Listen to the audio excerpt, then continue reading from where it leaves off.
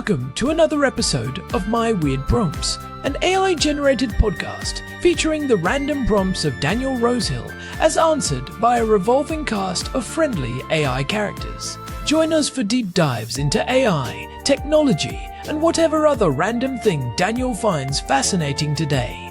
Subscribe on Spotify or your favorite podcatcher. Now, today's episode.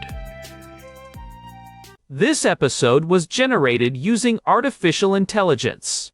Please verify facts. Here's Daniel's prompt. Hi there, Herman and Corn.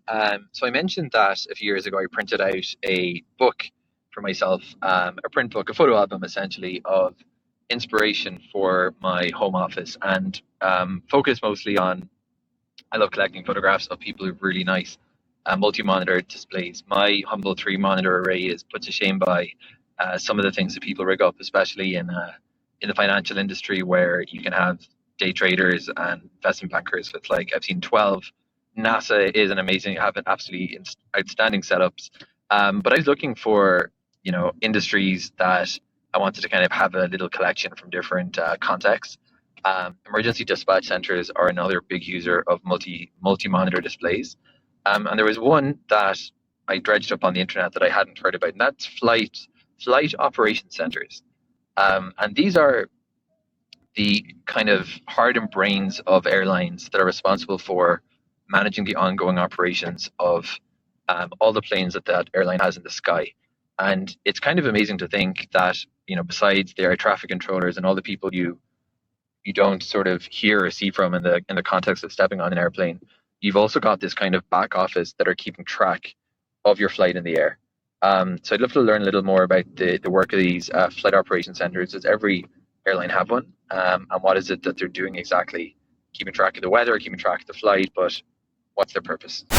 Hey everyone, welcome back to My Weird Prompts.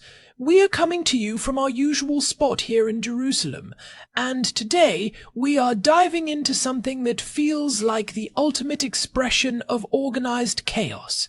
I am here with my brother, as always, Herman Poppleberry, ready to decode the Matrix. Or at least the Matrix of airline logistics. Our housemate Daniel sent us this one, and it is actually kind of funny because he has been obsessed with his home office setup lately. He has got 3 monitors now and thinks he is a high-frequency trader. But he sent us some photos of these massive flight operations centers and asked if every airline has one and what they are actually doing with all those screens. It is a great question because when we think of flying, we think of the pilot and the air traffic controller. Those are the 2 voices we imagine running the show, but there is this third pillar, the Flight Operations Center, or sometimes called the Airline Operations Center, that is essentially the brain of the entire company. And Daniel is right, the monitor count in those rooms is absolutely staggering. It really is. If you walk into a major airlines operations center, like Delta's in Atlanta or Lufthansa's in Frankfurt, it looks more like NASA mission control than a corporate office. You have got these massive floor-to-ceiling video walls, and then every individual desk has 4, 6, maybe even 8 monitors. And to answer Daniel's first question, yes, virtually every commercial airline has some version of this. If you are operating under what the Federal Aviation Administration, the term operational control is really the key here. It is not just about watching the planes move on a map like we do on our phones. It is a shared legal responsibility. Most people do not realize that for every flight that takes off, there is a person on the ground called a flight dispatcher who shares the legal authority for that flight with the pilot in command. If the dispatcher does not sign off on the flight plan, that plane is not moving. Exactly. It is a dual signature system. The dispatcher and the pilot are like the 2 keys you have to turn simultaneously to launch a nuclear missile, but instead of a missile, it is a Boeing 787 full of people heading to Tokyo. And the reason they need so many monitors is that they are looking at a much wider data set than the pilot is. The pilot is focused on their specific aircraft and the immediate environment. The dispatcher in the operations center is looking at the entire network. So let's break down what is actually on those screens. Because Daniel mentioned weather and flight tracking, but that is really just the surface level. Herman, you were reading about the different desks or pods in these centers. How is the work actually divided up? It is usually broken down into specialist functions. You have the flight dispatchers who we just mentioned. They're the ones calculating the fuel loads, looking at the winds at 35,000 feet, and choosing the most efficient route. But then you have the crew schedulers. This is where it gets incredibly complex. They have to track the duty hours of thousands of pilots and flight attendants. If a flight is delayed by 2 hours in Chicago, that pilot might time out and not be legally allowed to fly the week. The crew crags. That's dumb here, broccoli and Lee. How into the job of that?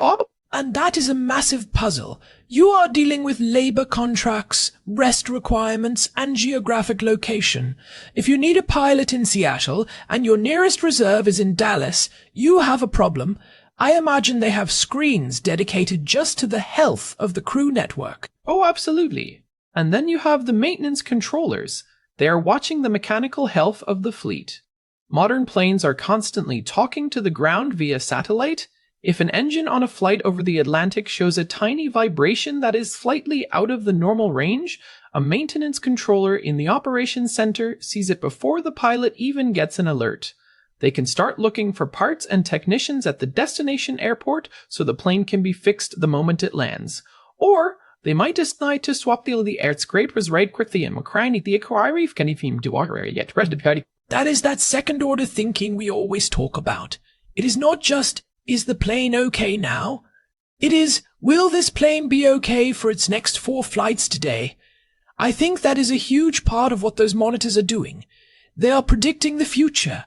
They are looking at the tail routing. If plane number 742 has a bird strike in Denver, what does that do to the passengers waiting for that same plane in Orlando 6 hours from now? That is exactly what the routing desk does. They are playing a high-stakes game of musical chairs with multi-million-dollar assets, and we cannot forget the load planners. They are calculating the weight and balance.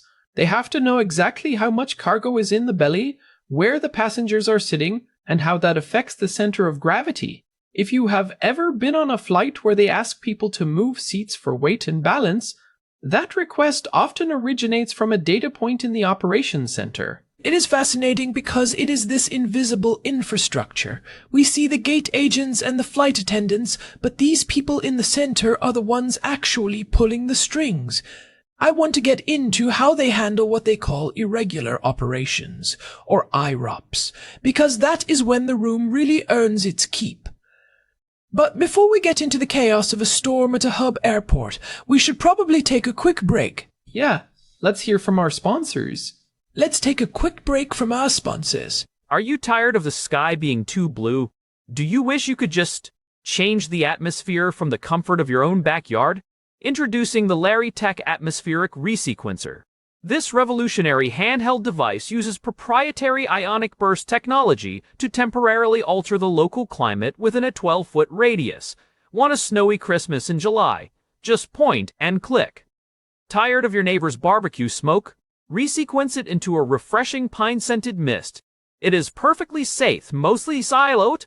It'd fail king I what collie can be while I road. All right, thanks, Larry. I am not sure I want to be anywhere near a handheld atmospheric resequencer, especially if it involves a car battery. Yeah, Larry really outdoes himself every week. Anyway, back to the Flight Operations Center. We were talking about the nerve center aspect. Herman, let's talk about the nightmare scenario. A massive summer thunderstorm hitting a hub like Atlanta or Dallas. What happens in that room when the weather turns? That is when the wall of knowledge, as some call it, becomes vital. In a major weather event, the operations center turns into a tactical command post.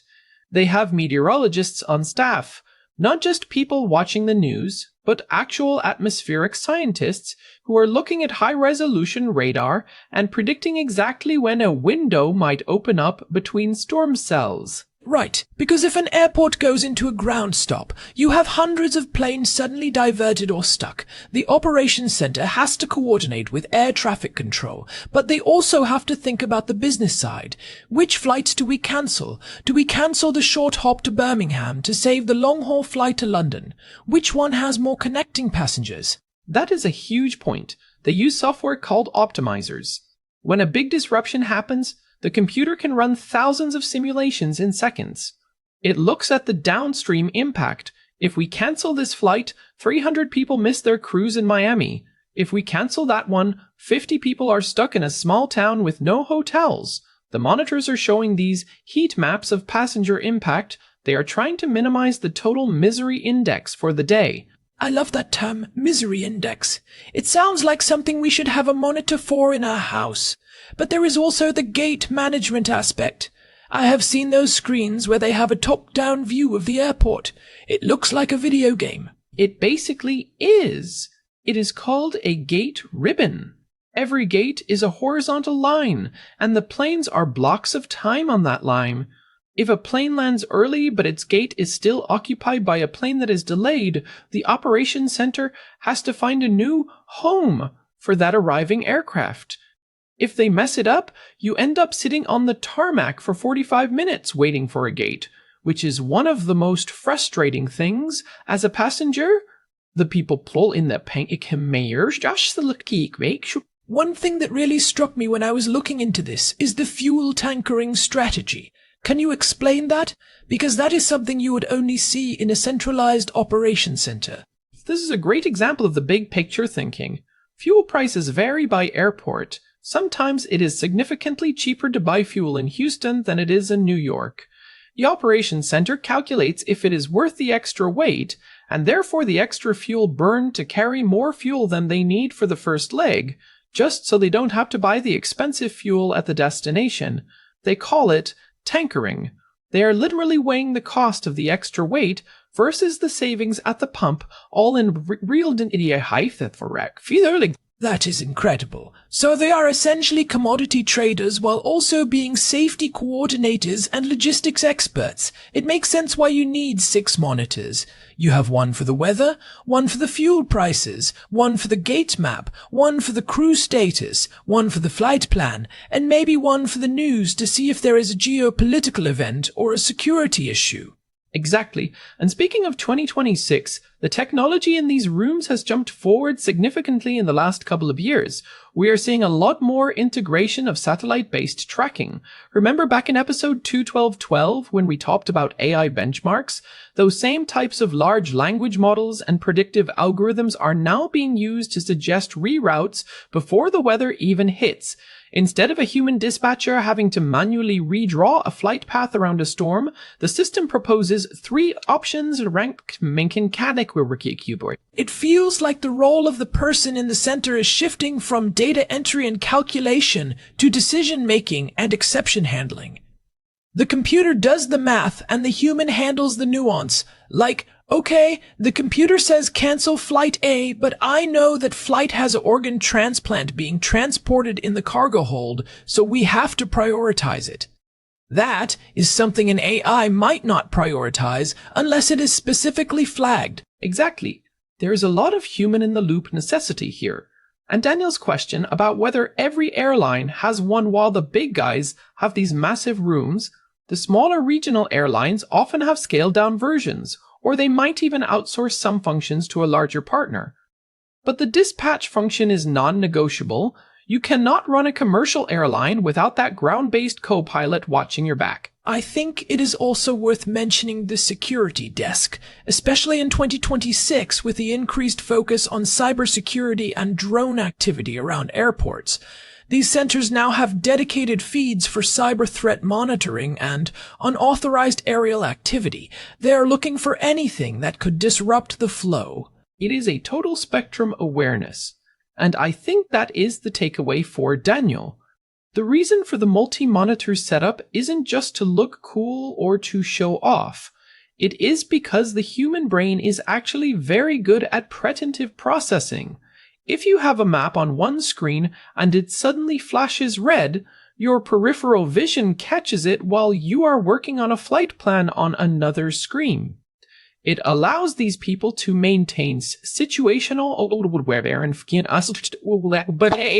It is like being a giant with eyes all over the world. You are seeing the sun rise over the Atlantic on one screen and a snowstorm starting in the Rockies on another. I wonder, Herman, do you think this level of centralization is a vulnerability? If one of these centers goes dark like a power failure or a cyber attack, the whole airline stops, right? it is a massive single point of failure. That is why they have hot backups. Most major airlines have a secondary location, often miles away from the main one, that is a mirror image of the first. They can flip a switch and be operational from the backup site in minutes. They have redundant power, redundant satellite links, and even redundant staff on call to man the backup station if the primary one has to be evacuated. It is the ultimate belt and suspenders approach, which makes sense when you are responsible for hundreds of thousands of lives every day. So, what are the practical takeaways for our listeners? Next time you are sitting in a terminal and your flight is delayed, what is actually happening behind the scenes in that operations center? The first takeaway is, it is almost never just one thing. If you are told there is a mechanical issue, the operations center is likely already 3 steps ahead, looking for a replacement part or a different plane. If it is weather, they are playing a giant game of Tetris to fit your plane into a shrinking gap in the clouds. And second, realize that your individual flight is part of a massive, interconnected web. Sometimes your flight is delayed not because of anything happening at your airport, but because the plane you are waiting for is stuck 3 cities away, and the operations center has decided that keeping that plane on its original tail is better for the overall network than trying to swap it. Right? Efficiency for the many sometimes means a delay for the few. It is cold comfort when you are the one waiting, but there's a logic to it. Also, if you are a tech nerd like Daniel, looking at these setups is a great lesson in dashboard design. These centers are the gold standard for how to display high-density information in a way that is actionable. I think that is a great point. The user interface of a flight operations center is a masterpiece of information architecture. Maybe we should get Daniel to redesign our kitchen core list using gate ribbon logic. I can see it now. Corn is currently at the sink gate, but his dish loading process is delayed due to a lack of clean sponges. Herman is diverted to the trash taking out runway. Exactly. We need more monitors in the living room. That is the real conclusion here. I think Daniel would agree, but honestly, looking at the future, I think by 2027 we are going to see these centers start to integrate more urban air mobility data. As air taxis and delivery drones become more common, the sky is going to get a lot more crowded, and the flight operations center of a major airline will have to coordinate with these smaller players. The wall of knowledge is only going to get bigger. It is a fascinating world. And hey, if you are listening and you work in one of these centers, we would love to hear from you. What is the weirdest thing you have ever seen on your monitors? Was it a UFO that turned out to be a weather balloon, or a literal bird in the control room? You can get in touch through the contact form at myweirdprompts.com. And if you have been enjoying the show, we'd really appreciate a quick review on your podcast app or on Spotify. It genuinely helps other people find us, and it makes our day to see what you think of our deep dives. We have been doing this for 270 episodes now, and the community feedback is what keeps us going. It really does. We love exploring these rabbit holes with you. This has been My Weird Prompts. I am Corn. And I am Herman Poppleberry. Thanks to Daniel for the prompt. We will see you all next week. Safe travels, everyone, wherever your tail routing takes you. Until next time. You can find all our past episodes and the RSS feed at myweirdprompts.com. Thanks for listening. This episode was generated using Gemini Flash 3. Text-to-speech engine was Chatterbox Turbo. Thanks for listening to another episode of My Weird Prompts, an AI-generated podcast featuring Daniel Rosehill's AI prompts, as answered by a revolving cast of friendly AI characters including me, Cornelius the Sloth. Subscribe on Spotify or visit myweirdprompts.com.